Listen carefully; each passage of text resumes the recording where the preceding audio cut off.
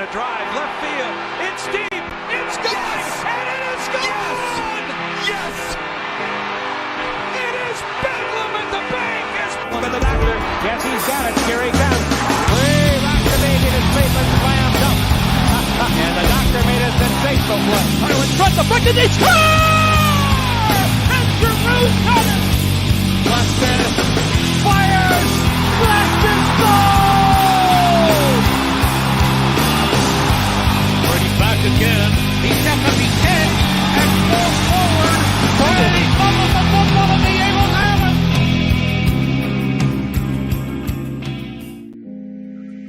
We welcome you to the Philly Sports Hour here on a beautiful Saturday morning. A little rainy yesterday and nicer day today. Phillies are in Miami taking on the frickin' Fish, the Marlins, who have 10 wins on the season. And they took care of business last night, got a 10-2 win.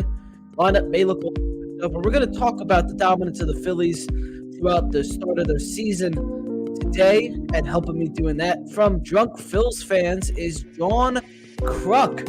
How are we, Mr. Kruk? Pretty good. Coming down from a cold, but otherwise, Phils are rolling, so I'm doing good. Yeah, the allergies are getting a lot of people right now. A bunch of people in my school have been coughing. It's not a good time right now, but the weather's nice, so that it's a couple of things that go into it. But before we start, I do want to quickly shout out, as I've been doing for the last couple episodes, the Philly Sports Reports game at the bank on Saturday, June 1st, 7:15, first pitch, where the Phils will take on the Cardinals. We'll have a pregame meetup. We'll have some rally towels to give away. Seats are up in section 301, where it's always fun with the Fandemic crew. $50 a ticket. Venmo at Jennifer G71 to purchase. More information all around our social media. I think it's in the description of the YouTube video, but make sure you go jump on that. And let's get right into it. As the Phillies have won 8 of their last 9. They have the best record in baseball. How have they been able to be so good? Like, how many things are going into it that have made them have the best record in baseball? Well, starting out, and I can't believe I'm going to say this because every year we complain about it, but starting pitching has been phenomenal. Walker's back. He struggled his first time. His second time, he was pitching pretty decent until the end there. Sanchez has been doing relatively okay. Struggled a little bit, but I like the kid, and I'll take. He's got like just over 3 point something ERA. I'll take that as a fourth, fifth starter. Ranger, geez, I got him as a Cy Young candidate already. And I've been rooting for this kid since he's got here like years ago. I call him a kid because I'm old now, but he's just phenomenal, and he's not getting gassed out anymore. I think it's due to the no visa issues this year. Didn't report late to camp, got there on time. He doesn't look gassed out in like previous years. Nola's had his little bit of downs, but not like last year. So I give him a pass so far. Like, he's had more good moments than bad.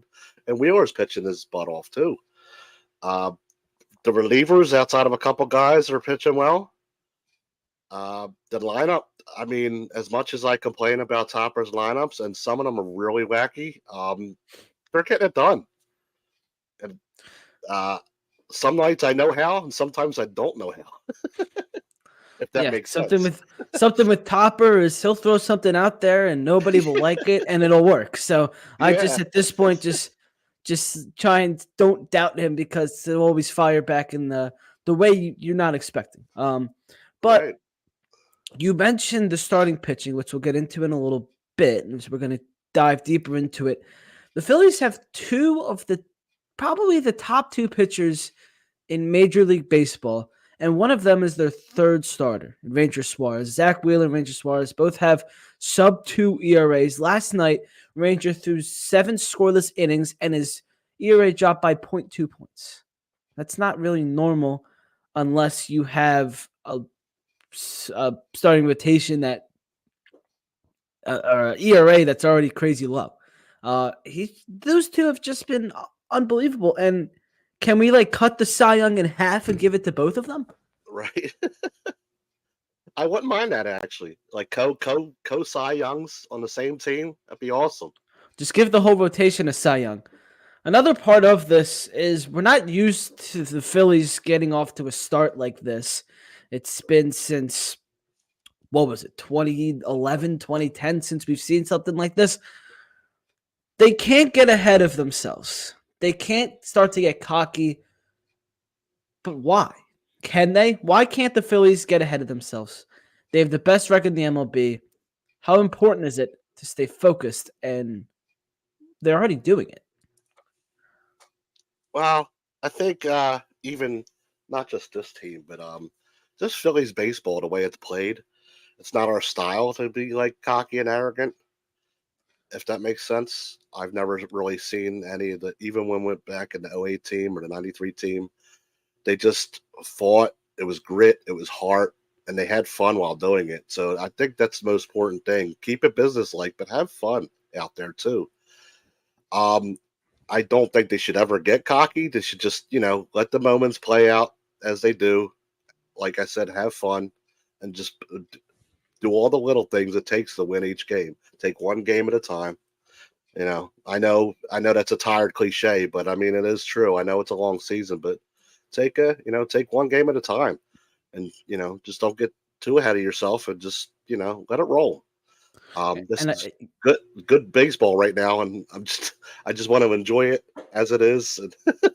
yeah, it'd be fun if we can do this for 140 more games, but that Yes, obviously won't happen. But we'll see where it goes. But I think one thing you mentioned your displeasure sometimes with Rob Thompson, but the cool and collective atmosphere that the Phillies have starts at the top in that clubhouse, and you get that from Thompson. The dude, he will win the World Series or lose the 10th game in a row, and he'll have the same modest tone.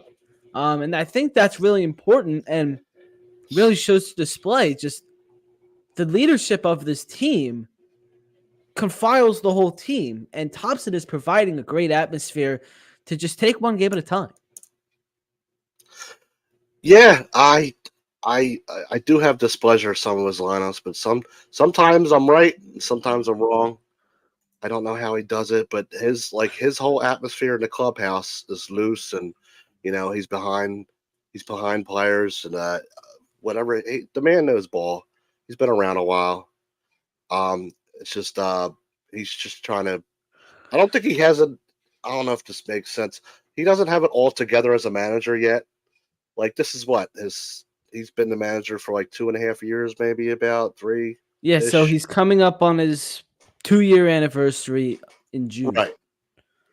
Yeah. So like he was a bench coach for years, and I know he knows ball, but like I think he's just coming into his own, being like a full time manager. I know he's been there for a little bit, but um, yeah, I don't understand how sometimes he'll sit four guys and we win. I'm like, how? Yeah, you sit It's just Bryson Stott, Brandon Marsh, and you the still end Cincinnati up game. you still trade. It's like, and they still win. Yeah, It makes no sense.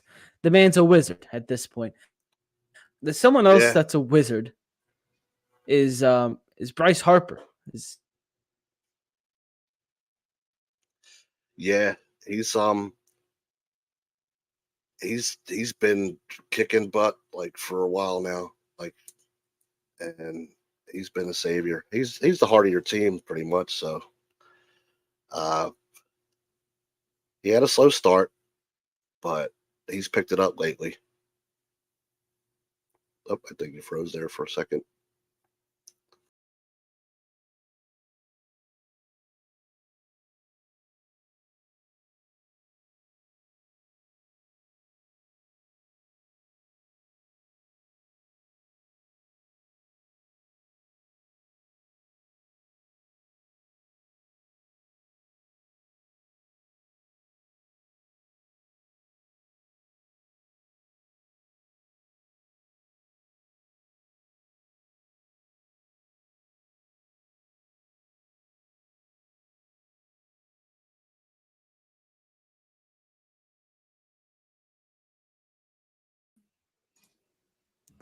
Are we back? Yep. All right, there we go. So sorry about that. I don't know what in the world just happened, but where we were at Bryce Harper. Is what I was getting to, and I think he's back. After a slow start, he in his last week he's hit 409, 552, 818 with 9 hits, 10 RBIs, and 3 homers, including a grand slam. That's in the past week. Yeah. That's really that's insane. And one thing that was kind of surfaced, I forget to put it. I think it was Todd Zlecki that put it out, but Trey Turner watched video of Harper's 2021 NL MVP season, and he noticed that Harper's hands were starting too late in comparison to that time. Got everything fixed up, and the results are obvious. That's pretty awesome. Yeah. I got a guided. I mean, I'll talk about that after Harper, but I got a guided Trey Turner to work with. Um, but yeah, Harper. He had a slow start there, but you know what I think it is too. I mean, that helps. Like picking up. Talking to Turner about his swing and changing the swing up a little bit. But you know what helps too? Continuity and regularity. He has a one position he's playing now. It's not like he's not playing just DH. He's not being bounced from injuries and all that stuff. Like he's at first base with less chance of injury there, and he's playing every day. And he's back to regular, healthy Bryce. So I think getting back in the swing of things, no pun intended, I think that helps a lot too. And he's in his same number 3 hole. So, I mean, he's comfortable there, and I would never move him from there. I would like someone better to protect him there. They've been flopping around the lineup a little bit. I like Bohm there, but that's just me. But yeah, he's some nights the dude's not human. You're like, did he just do that again? Like, it's unbelievable. And he's the harder of team, so you need that too. Yeah, I've been questioning his actual humanality since he was like 15.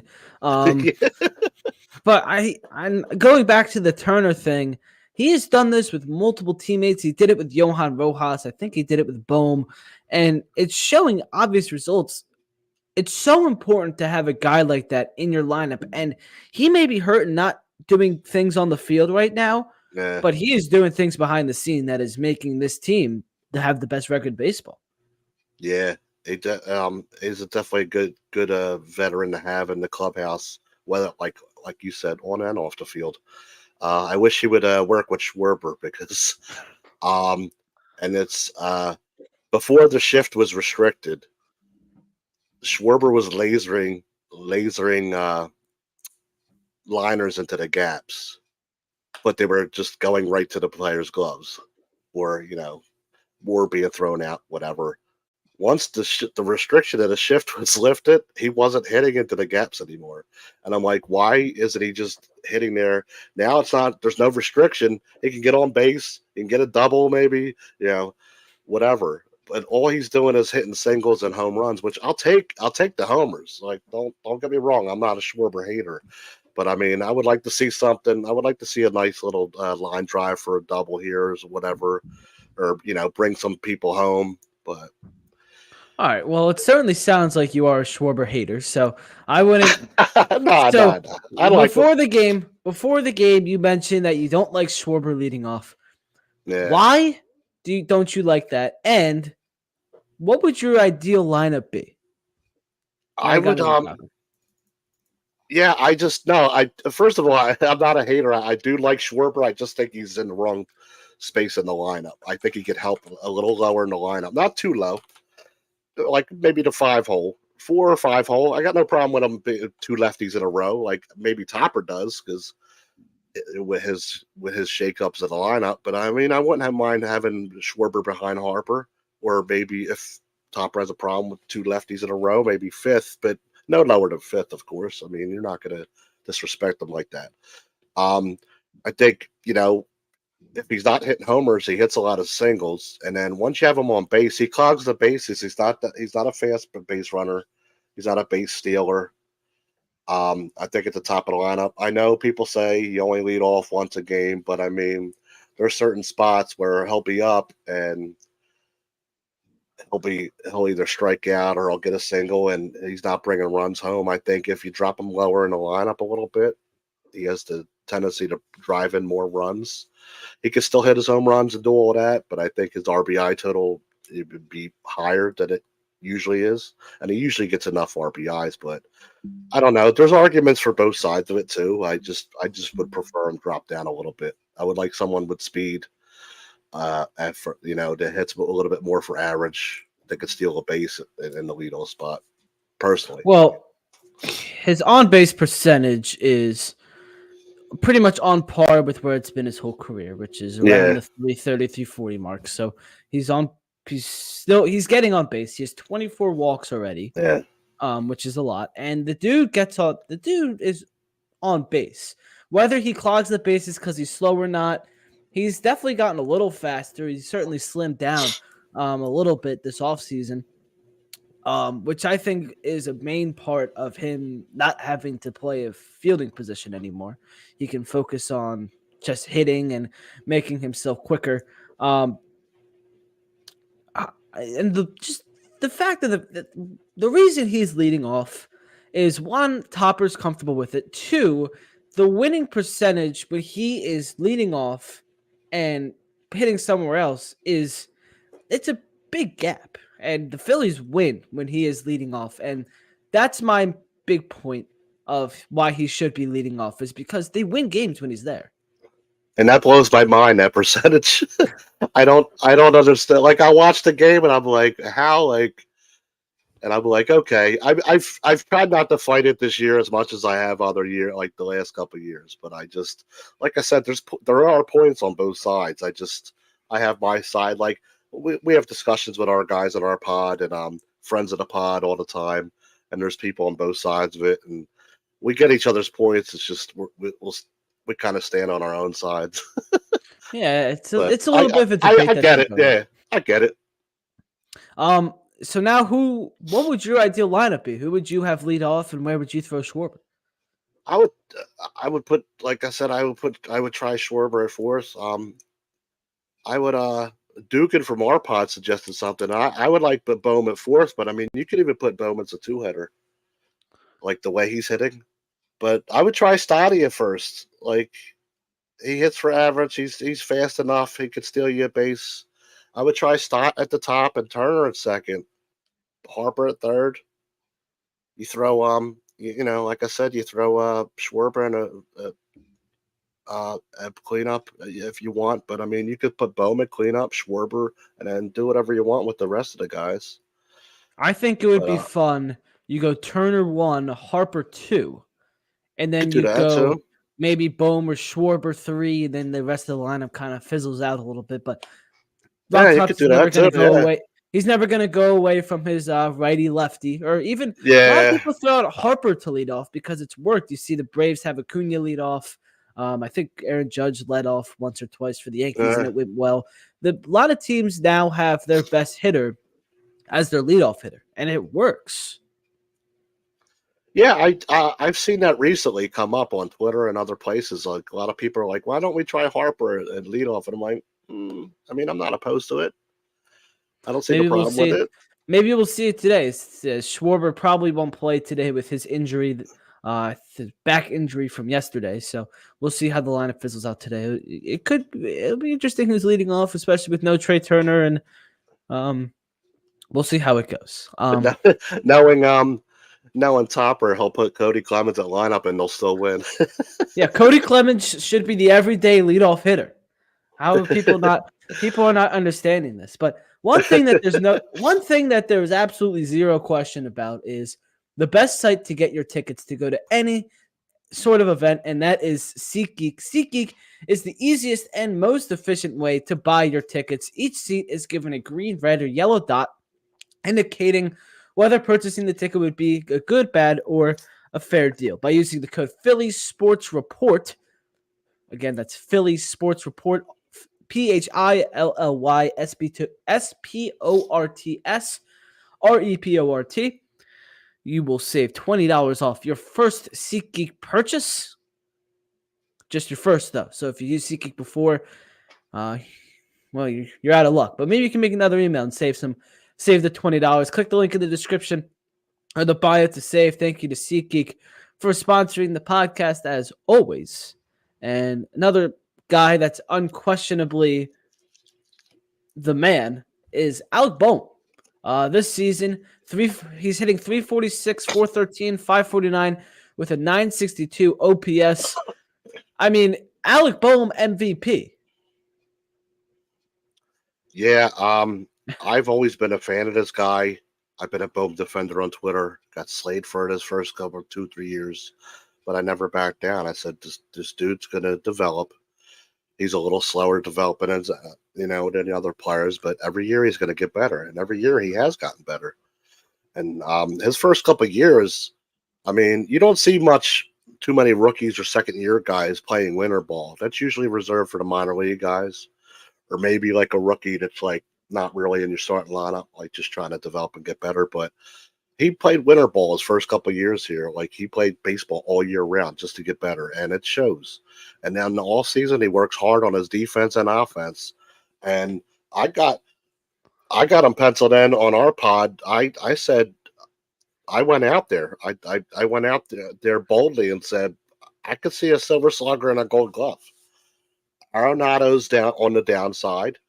The only competition might be Key Brian Hayes from the Pirates, I think. But I mean, Bohm's killing it right now. I mean, and of course it's a long season. He might have a little down period here or there, but I think he's going to be consistent enough where he could get like 25, 27 homers.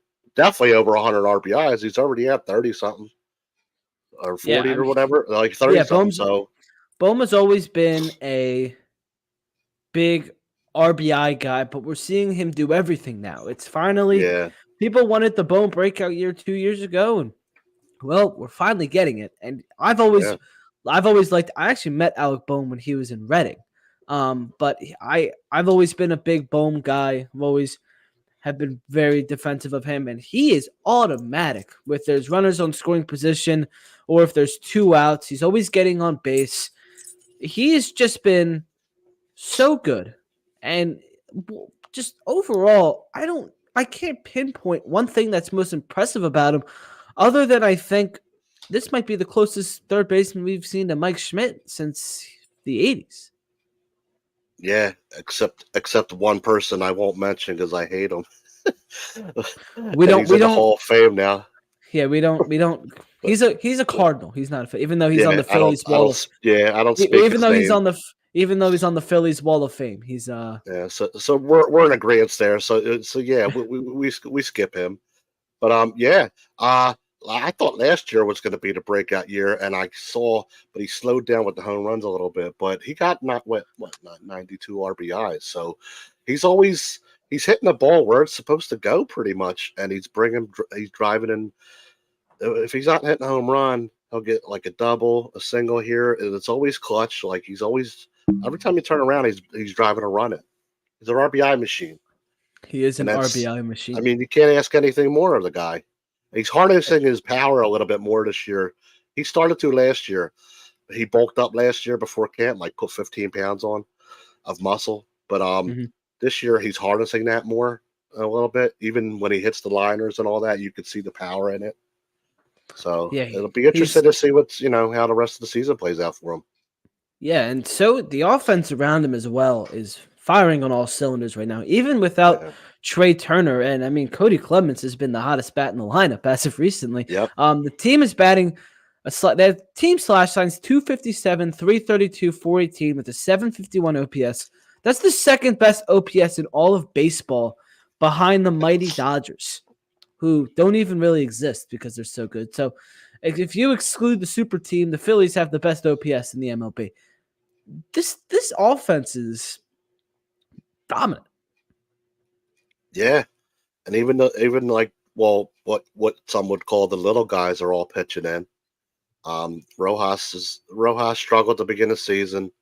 Then he went on a good little string there.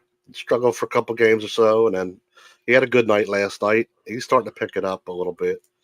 I've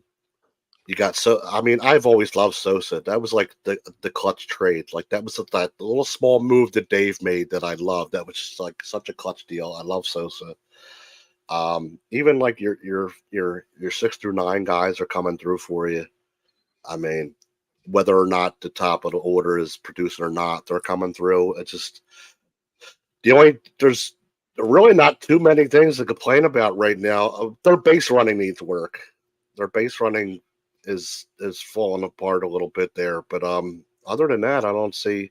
And the Rojas needs to bunt more, but I don't see. I really don't see any. It's just little tweaks, little kind of tweaks and things they need to do on things. But I mean, as a whole, man, they're kicking ass. Yeah, there's literally nothing, and it's so weird as a Phillies fan because in my lifetime, it's constantly kind of been, the rebuilding season or the late heartbreak. But I'm finally getting to see some dominant baseball, and Yeah. it's weird because I'm used to like, oh, something's not right, or it's going so well that something's gonna have to fall apart. But no, it seems like that this team's just gonna win. What are they on pace for? 112 wins? Yeah. And yeah, that's why I say to the that's what I say to the oh well it's early to the it's always to the it's early people. We haven't had an April where where we've been on fire like this. So let the rest of us enjoy this. Because yes, it is Philadelphia. So if we do go like if we do lose 9 out of 10 at some point, like at least let us get ahead first. You know what I mean? Yeah, But I mean, God forbid, I hope that don't happen. I hope we just keep, lighting fire and create as big as a gap between us and the Braves in the division as we can. But there's currently a 2-game lead the Phillies have in the NL East over the Braves, which is, I mean, that can be pretty substantial come a few months. Exactly. And like people say, oh, it's early and all. Every game does count. Because especially when you are trying to win a division against the Braves, all of these games matter. You can't. All these little games against whoever you're playing right now, they're not must win, but they certainly have an effect because the Braves aren't going to lose a bunch of games. They're the Atlanta Braves, and if you want to win the division as bad as the Phillies do, you need to beat up on the bad teams like they're doing, and you need to win games, whether it is March or it is November. Yep. And no matter the opponent either, no matter if it's the last place team, no matter if it's the White Sox or the Braves you're playing or the Dodgers or Yankees, whoever, you got to go into every game like, don't take this team lightly and, let's just win this ball game. Because you got to do your part. You can't just go, oh, well, we lost, but I hope the Braves lost tonight too. You can't worry about what they're doing. You got to worry about what you're doing. And then, that's what the Phils are doing. Yeah. It's a pretty good run right now. So if you're a non-Phillies fan, just let us enjoy it, please, because we don't get this very often. I want to ask you though. There's some more debate: winning the East or to not win the East. You save 2 games you need to win, but then you have a week off. What would you rather?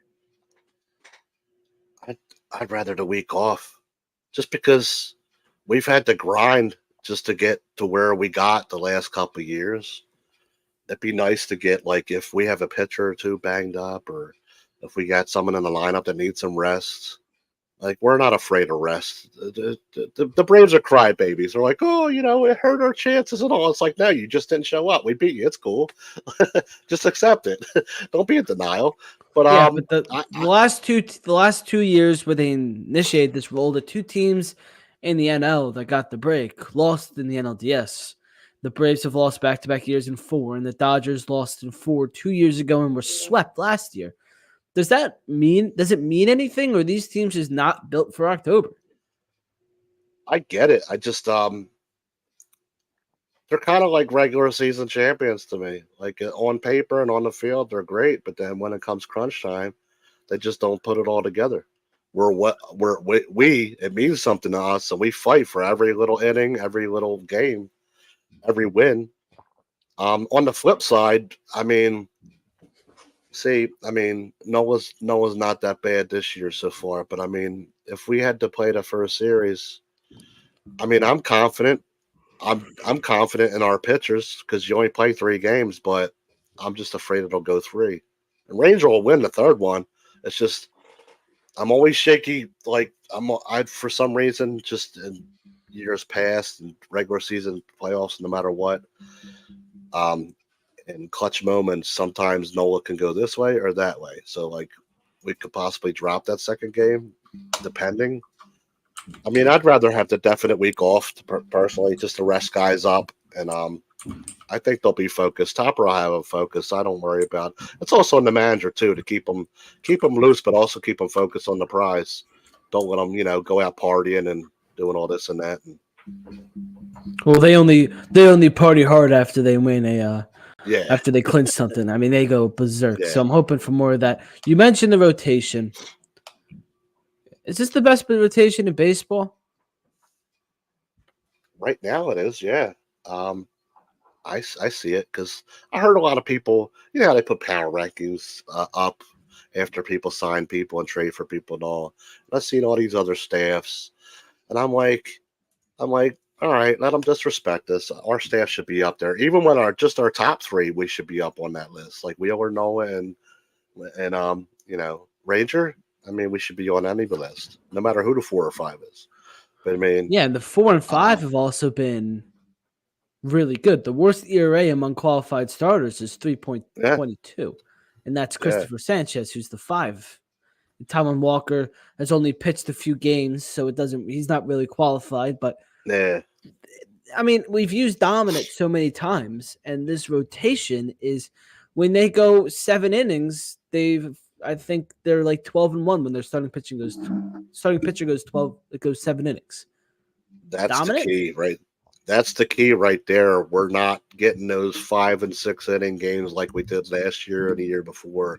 Like these guys are hanging out there for like at least late in the sixth, like late 6 or 7 innings, and like not gassing the bullpen out. So then we don't have to use all these bullpen guys. I mean, once in a while you get that stinker. We got to use some, but I mean, it hasn't happened like a lot. So you're No, not gassing your bullpen. I think there's only been 2 of them. One was the Nola in Yeah. the beginning, and the second one Yep. was Sanchez in Cincinnati, Yeah. which is just gonna happen. I mean, it's baseball, Yeah. but they've just been so good. And 2 guys that have been pretty good. One has been exceptional, Spencer Turnbull, and Walker in his first 2 starts hasn't been terrible. He other than maybe the 7th inning, I guess he just shouldn't pitch the 7th. He's been pretty good. So who Yep. would you rather in the rotation, Turnbull or Walker? Um, I would rather Turnbull. I mean, like you said, Walker's only pitched a couple games or so far, and his first one was a stinker. His last start, he started out okay, but then he let up a couple. But I mean, we still won the game. But um, Turnbull, the thing with Turnbull is if you're going to have him in the bullpen right now, you got to get him innings because you just stretched him out to be a starter before in the preseason, the spring training and all. You just stretched him out like when Walker went down. So for him to just sit there and you only pitch him every so often, you're going to get him all all tensed up and backwards. So he needs to be out there throwing some innings, get him some work when you can. Like not every day, but I mean every other day on a consistent basis, just in case you want to make a change. He's ready to go, and he's not like ice cold. But I mean, I'd rather Turnbull. I mean, I think he earned it. It's not. I mean, it's not Walker's fault he got hurt, but it's not Turnbull's either. It's not Turnbull's. Turnbull shouldn't have to suffer pretty much. Along with that, would you have Turnbull and Walker in there and go with the 6-man rotation, even though Wheeler and Nola are not really very good on 6 days rest? Yeah, I think you got to keep it 5 just because it is. You don't want to screw their routines up. I mean, I know it's only 2 of them that have a problem with it, but I mean, it's your top 2 guys, so you got to kind of gotta go that direction. But I And mean, it's also your 2 guys that you just paid a crap ton of money yes, to in the off season. So yeah, when you give them that much money, you should do what they want. yeah. See, you're gonna want to pay attention to things they have to say a little bit. Yeah. But I wouldn't be as opposed to if Walker's struggling, you yank him early and you just do a piggyback thing. Bring out like say there's a game where Walker's getting killed and it's the 3rd inning. pitch Turnbull a few innings. He'll get a few innings work, and then that way you're not gassing the rest of the guys, and then see what happens. Get him some work. Yeah, Then Turnbull's going to be the long man out of the bullpen. You've yeah, seen him piggyback Christopher Sanchez one time, and I don't know if they'll go to him consistently if they need like 1 or 2 innings, but if they need someone to stretch it out, like you saw yeah, Turnbull finish the game, I think he pitched like 4 or 5 innings against who was that? I don't remember who that was against, but he got the win, or he got the he closed out the game. yep. Do you like that role, or would you rather him have a kind of a larger role in the bullpen? I like him in that role, uh, only because like I said, they stretched him out that far. I don't want him. I mean, unless he's comfortable with it, and if he's good in a smaller role, then I'm all for it. But I'd rather see like a long role, like kind of like a la like Nick Nelson a couple years ago. You need a few innings. You need like 3 or 4 innings, and he was solid that year. For the most part. I mean, he had some blunders, but overall I liked him that year. Kind of that role, that guy. Like I need you to go out there and give me 3 or 4 strong. Like boom, just send him out there. Yeah, I hope he has a better overall stint with the Phillies than Nick Nelson did. Even though we see Nick Yeah, Nelson a few times, but the few times we see him, it's kind of like you want to pour some hot sauce in your eyes. But it's okay. yeah, yeah. He Wheeler, struggled as of late. yeah, Wheeler has a 1.64 ERA and a .89 WHIP in 41.1 innings pitched on Monday against the Giants. He threw 7 innings, allowed 4 hits, no earned runs, 1 walk, and 7 strikeouts. You give him all the money this offseason, and he's pitching like he deserves it. He didn't like one start where he gave up like 2 runs in 6 innings, which would take by anybody, even Wheeler. He comes back unhappy and was really good. Shut out through 7. Wheeler obviously a Cy Young candidate. Can he win it? Will he keep up this pace that he's on? And is he the best pitcher in Major League Baseball? Well, currently, I mean, I know it talked about power ratings. Most of them are crappy most of the time and wrong, but they got him. They got him as the number 1 pitcher in baseball right now, and they got Ranger 5th. I think he could win it. I did. There's only one problem that he's gonna have. Well, not that he's gonna have.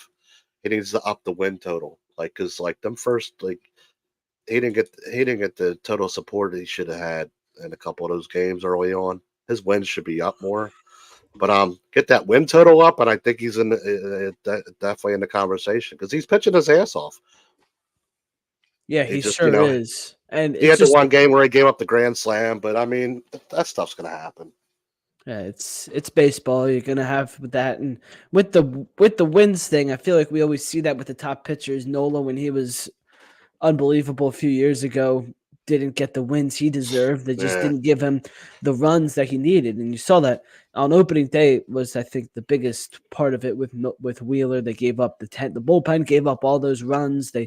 Phillies couldn't hit after Strider came out of the game. They had trouble with the Braves bullpen, but Wheeler has just been wheeling and dealing.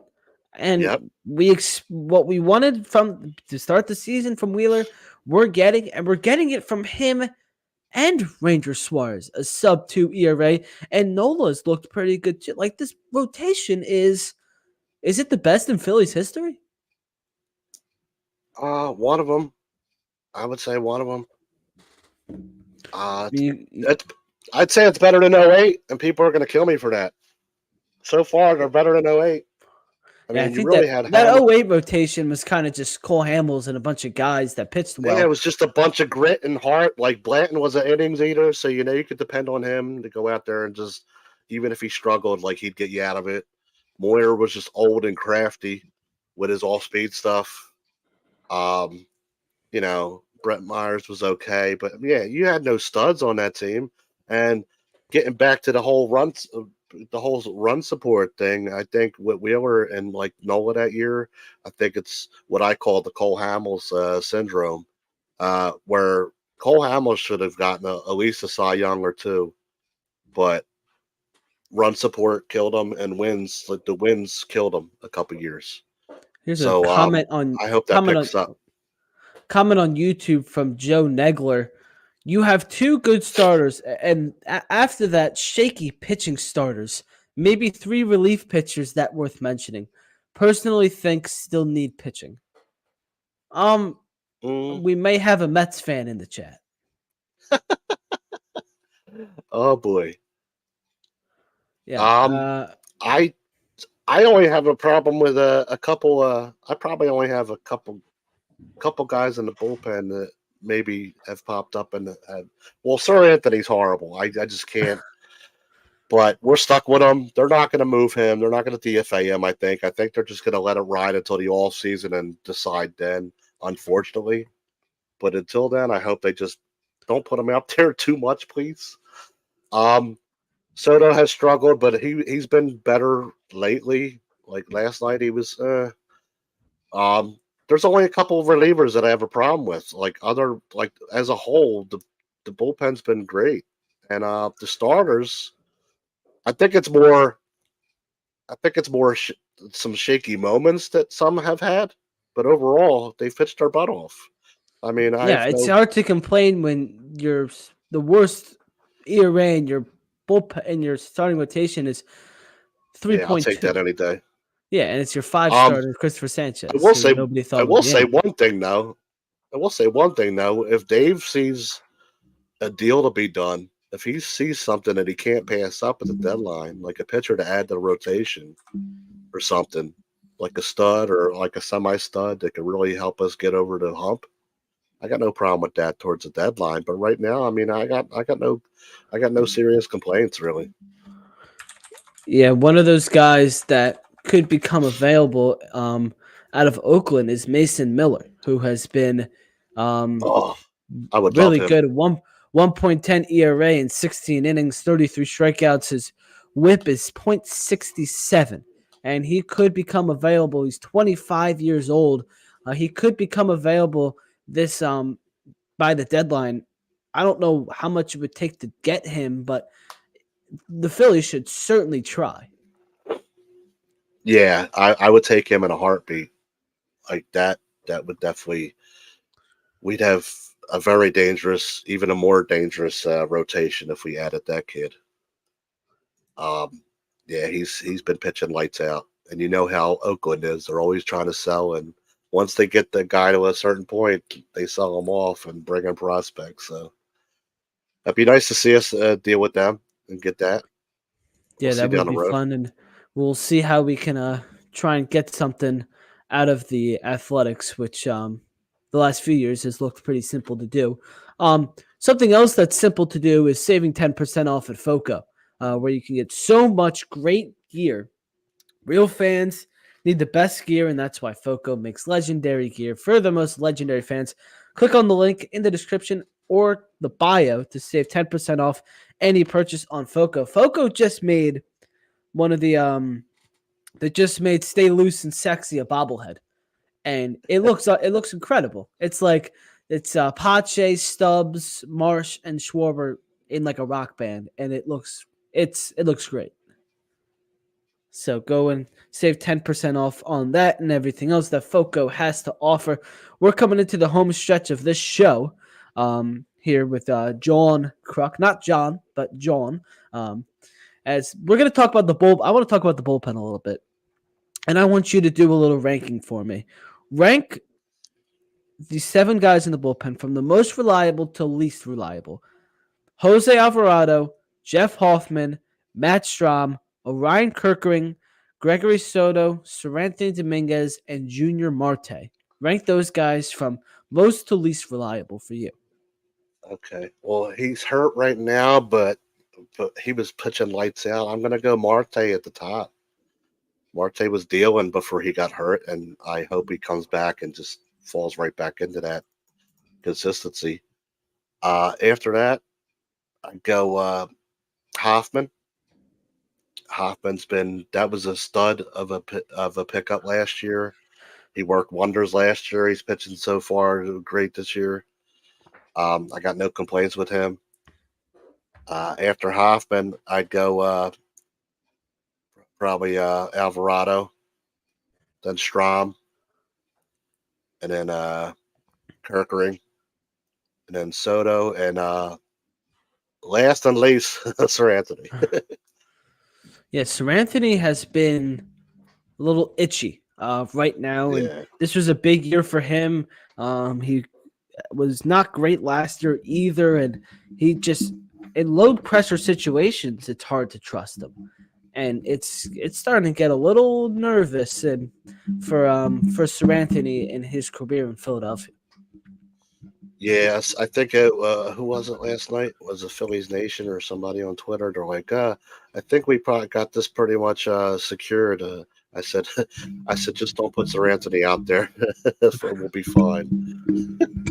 But then Soto got shaky, so I mean, Well, I I think hope Gregory Soto is kind of like the 2022 Jose Alvarado, where yeah, you never that's know what you're really going to get, but he's going to throw hard, and it's either going to be electric or it's going to be really bad.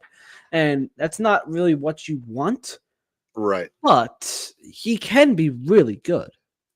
Yes, he can. I think if he gets if he does like Alvarado wound up doing, I think if he gets his control down, he could be that much more dangerous. So I think he has to work on his control and location more. He's got the stuff. I mean, he was an All-Star. That's why we got him. He made the All-Star a couple years ago. But yeah, like if he gets his location and his control down, he could be that much more of a weapon out of the pen. Yeah, so that trade for Soto a few years ago was we traded away a prospect, Matt Vierling and Nick Maton, for Soto and Hall of Famer Cody Clemens.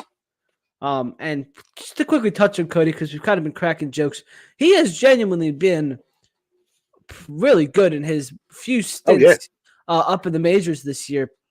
Could that be a potential moving point in the trade deadline if you go out and get a big arm possibly, or would you like to keep, because he has no role on this team, but he's a major league player. Yeah, I think so too. I think I thought he was going to make the bench out of it. I thought he was going to be a bench player out of camp. And I brought Jake Cave up, and I'm like, oh, because I hated Jake Cave. Thank God he's gone. No, I was only cracking jokes. I was only cracking a joke earlier because Topper will come up with some goofy lineup, and he'll put someone that's like not really a leadoff hitter in the leadoff, and we'll wind up winning. So I just threw Cody's name out there. I do like Cody. He'll hit for the when cycle. They made the trade. Yeah, when they made the trade, and he's gotten obviously better in spring training and then down at AAA. And when he's come up a couple times, he's been lights out. I would like him to be on our bench if they could figure it out somehow. I wouldn't trade him because he can help out when someone goes down. If there's an injury or someone needs a breather, like I'd put him out there. I got total confidence in the dude. I liked when they made that trade and everybody was pointing to Soto and all. I was like, well, Cody Clemens isn't that bad either. He can maybe make our bench. Like that's a good piece in the trade too. And I still think we won that trade immensely. Yeah, Maton and Vierling haven't been much with Detroit. I don't even think one of them I think is somewhere else. I don't even know. Yeah, Maton got DFA'd. Oh yeah, that's sad. I liked Maton. I've met Vierling too. He's very cool. But I mean, if Mason Miller does become available in the offseason, or at the deadline, are you willing to include Cody Clemens in the deal? Oh, hands down, right away. Yeah, like in that aspect, yeah, like a trade for another arm like that. Like I'd be sad to see him go, but you can't be sentimental and stuff like that. It's baseball. You gotta, you're trying to win. You're trying to win games and you're trying to win a championship. So I mean, like hands down, I would do it. And that'd be very sad if Cody Clemens, he's major league player, now he's ending up on a AAA team out in Oakland. That would suck, yeah. Yeah, I mean, Oakland hasn't been. I would feel for him. They haven't been horrible, or I guess by the time he'll have a full season over there, they won't have a city. They'll just be the Athletics, but we'll see how that goes out in Sacramento. With the A's, it's a sad situation. Like.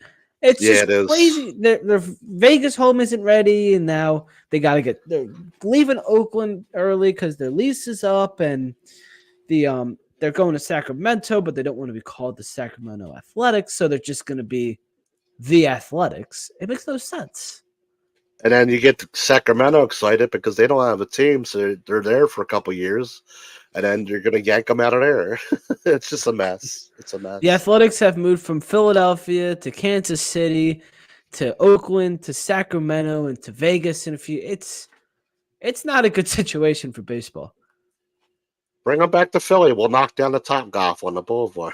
We can't knock down Topgolf. Topgolf. We can put it somewhere else. I mean, there's definitely room. There's some. I remember, I forget who it was, but they went to like the site that they could go to and examined it a little bit, and it would never happen. It would never happen, but it'd be interesting. I mean, you have two teams in Philadelphia again. I don't know if I would like it or not, but hey, yeah, I'm not sure how I'd like it once it would happen, but I mean, yeah, I don't think it's ever going to happen. No, bring the blue elephant back. That'd be fun. That's all I got. If there's anything you want to throw in there, just like this team is really good right now. Yeah, like I said, there's little tweaks and stuff, but overall, I got really no complaints. And usually on our show, we like to be sarcastic, but I mean, we had nothing to say negative at least this week. So they're rolling, so let them roll. And they are certainly rolling. And as far as last night, I mean, I hope they keep it cooking against the Fish because sometimes they do take them lightly and they give us problems, no matter how good they are. One thing that has changed over the last few years is the struggle in Miami doesn't really happen anymore. I think ever since Rob Thompson came in, they have been shut down, lights out in Miami, where they would always struggle. And they're not taking teams lightly anymore, I don't think. And this Marlins team is horrible. Like they're already sellers in May. Their GM's already pronouncing them like eliminated from the playoffs, which is so funny. Like you make the playoffs last year and now you're sellers in 4 months before the deadline. But they're taking care of business against these bad teams early in the season, and people are going to say, "Oh, it's just their schedule," but you can only play the teams in front of you, and the Phillies are doing that efficiently. You play who you play. I mean, you can't control that. It's still Major League Baseball games. Anything can happen. Like it's just like any other sport, like football, and like they say, any given Sunday or whatever. I mean, we could roll into Chicago to play the White Sox, and they might whoop our ass out of nowhere. We'll be like, "Whoa, what happened?" But not that I want that to happen, or I think it would. But I'm just saying, just an example. I mean, you play who you play. The Marlins and White Sox may not win 60 games this year. So right. I know. But when we were at the Fanatics' birthday against Chicago, where they had like 5 errors, and I didn't think they're starting to play better baseball after that, but the White Sox might not win. I thought at that point like 30 games. Like, it would have been like there's so much really good baseball, and then there's a lot of really bad baseball in MLB, and it's a crazy drop off right now. Yeah, with the schedules now that the interleague play is like all normal and like you don't you play everybody every year, you don't have as many division games. So you like I said, you play who you play when you play them, and when the division games do, but that makes the division games that much more important because you might see the Mets in like April, and you might not play them again until like August. So like you gotta, I'm just putting them out there just in case like they were a contender, which they won't be. But the Braves, we play them opening weekend, and we're not going to see them again until I think July. Exactly, that's what I'm saying. Like, so you got to win as many games as you can until you see them again, because they're them. I mean, of course, win against everybody else, but when you get a chance to beat whoever's right behind you in the division, you got to take it. You got to take the bull by the horns. Do you like the new scheduling where you play everybody, or are you like me and you prefer the 11 series against your division, however many series against your division opponents, and playing them all the time, and playing against the American League a little more rare than it is now? It's a good question. I do prefer the old way, but I also like seeing teams that you would have never seen before and players you would have never seen before. I didn't grow up I didn't grow up that way. The only time I ever seen the American League people was All-Star Game and Game of the Week on the TV and all that when I was growing up. But I think it's cool for the people coming up now, like the kids coming up now. They get to see like all the players. So like you get to see a Mike Trout, you get to see like this guy from another league. If they could figure out a way to play the division more and integrate the interleague like a hybrid way, like I would be down with that because I'm sort of on both sides of it. I'm more on the side of the old school way of playing like the Mets 10, 12, whatever times they would play. But I mean, like, or Grays, whatever. But I think it was funny way back in the day where you would only play the American League in the World Series. Like you would literally never play the exactly, AL. yeah. And that was a little, you got to play them a little bit. So I liked when you would play one division. It would be like an AL East year. You would just play the I had no problem with that. Yeah, that was cool. You just play them once, and then it's all the National League. They're turning into the other sports where your division doesn't really matter anymore. Your conference or league doesn't really matter. It's more about how you fare against the whole league, which I don't like that. I like division, like true rivalries that you really don't have a whole ton anymore in basketball and hockey because you play everybody. Where in baseball, you have your division that you hate and you're competing against them many times throughout a season. Now it's not really like that anymore because you got to play everybody. Yeah, and the fact that they're probably within the next 5 years, maybe so, they're probably going to add 2 more teams. He keeps talking about it, Manfred, and Manfred's contract ends in like 5 years, so I'm sure he's going to try to get that done before he rolls out. Put 2 more teams in, which I'm on both sides of that fence too. Like as long as you put them in decent cities that are going to support a team, it's fine. I think it's I think they're going Salt Lake and Nashville is I would definitely put one in Nashville. Salt Lake I would have no problem with too, or Portland up that way because then because if you look at the baseball map when they show it, like where all the logos are and all, there's like it gets so spread out when you go out west. Like at least Seattle would have like someone like close by to play, you know what I mean? But I mean, yeah, definitely I think Nashville's going to have one, and Salt Lake probably would be the other one too. Yeah, you got the Arizona Coyotes moving up there, and the potential baseball team going there too. Let's wrap this up. Thank you very much, Jawn, for coming on with us today. Where can people find you and your work that you do with Drunk Phils Fans? Well, you can follow us on Facebook. You can follow Drunk Phils Fans on Facebook. Just type in Drunk Phils Fans and like us to follow us. And just at Drunk Phils Fans on X and Instagram and also TikTok. And then you can find me on Twitter at Kruk 215. And also you can find me on Instagram at Jawn_Kruk. All right, so make sure you go do all that. Thank you very much for coming on today. This is going to do it for the Philly Sports Hour here on May. Buddy, for tuning in. Make sure to like and subscribe on YouTube. Follow Twitter, Instagram, Facebook, TikTok, Threads. Everywhere, go follow, like, whatever. And if you ever miss a live Philly Sports Hour, you can always watch back on YouTube or listen back on any of the podcast apps. That's going to do it. I'm Ben Goldstein. Thank you very much for listening and watching, and we will see you next week. Go Phils! A swing and a drive, left field. It's deep. It's gone. And it is gone. Yes. It is bedlam at the bank. One of the doctor. Yes, he's got it. Here he comes. Way Doctor made it. His statement slammed up. And the doctor made a sensational play. In front the bucket. They score! And Giroux got it. Busted. Fires. Blasted goal! Again. He's got to be